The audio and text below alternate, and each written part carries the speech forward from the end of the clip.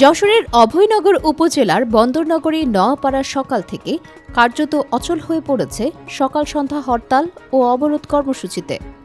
বিশিষ্ট ব্যবসায়ী ও joint trading কর্পোরেশনের মালিক আনিসুর রহমান ওরফে বড় আনিস হত্যাকাণ্ডের প্রতিবাদে এই কর্মসূচি পালন করছেন স্থানীয় আন্দোলনকারীরা।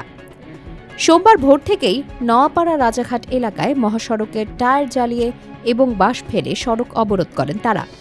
এতে সব ধরনের যান চলাচল বন্ধ হয়ে যায় এবং দীর্ঘ যানজটের সৃষ্টি হয়। সকাল করাতেই সড়কে আটকে পড়া যাত্রী ও পরিবহন শ্রমিকদের চরম ভোগান্তিতে পড়তে দেখা যায়।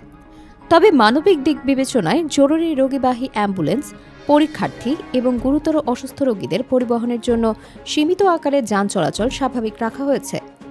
একই সময়ে নওয়াপাড়া বেঙ্গল গেট সংলগ্ন এলাকায় বিভিন্ন শ্রমিক সংগঠনের নেতাকর্মীরা সড়ক অবরোধ করে বিক্ষোভে অংশ নেন। স্লোগান ও অবস্থানের কারণে পুরো এলাকা কার্যত অচল হয়ে পড়ে এবং আশেপাশের ব্যবসা প্রতিষ্ঠানগুলোতে স্বাভাবিক কার্যক্রম বন্ধ হয়ে যায়।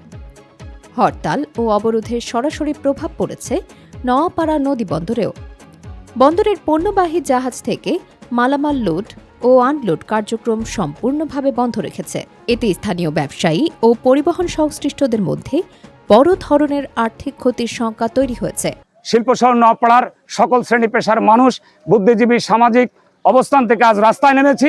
নৃশংস এই খুনের হত্যার বিচার চাই। এখানে যারা ব্যবসা করে তারা নিরাপত্তাহীনতায় ভুগতেছে, কারণ একটার পর একটা এখানে বোমাবাজ, চাঁদাবাজ, এগুলো আমাদের ব্যবসায় পরে প্রতিষ্ঠানে ক্ষতি হচ্ছে। নৃশংস খুন করেছে শাহ মাহমুদ, যা সর্বজন বিদিত। আমরা প্রশাসনকে পরিষ্কার জানাতে চাই, অনতিবিলম্বে তাকে অ্যারেস্ট করে ফাঁসির দড়িতে ঝুলানো হোক। আপনারা নিঃসন্দেহে সকলেই জানেন, গত 6 মে নোয়াপাড়া বাজারের বিশিষ্ট ব্যবসায়ী, নোয়াপাড়া জয়েন্ট ট্রেডিং এবং নোয়াপাড়া আনিস ট্রেড ভ্যালির পরিচালক জনাব আনিসুর রহমানকে প্রকাশ্য দিবালোকে সন্ত্রাসীরা হত্যা করেছে। এই হত্যাকাণ্ডর প্রতিবাদে আজকে নোয়াপাড়াতে সকাল সন্ধ্যা পূর্ণ দিবস হরতাল পালিত হচ্ছে। আন্দোলনকারীরা জানান, দ্রুত সময়ের মধ্যে আনিসুর রহমান হত্যাকাণ্ডে জড়িতদের গ্রেপ্তার না করা হলে আরও কঠোর এবং বৃহত্তর আন্দোলনের কর্মসূচি দেওয়া হবে। এদিকে পরিস্থিতি নিয়ন্ত্রণে রাখতে এলাকায় অতিরিক্ত আইনশৃঙ্খলা বাহিনী মোতায়েন করা হয়েছে।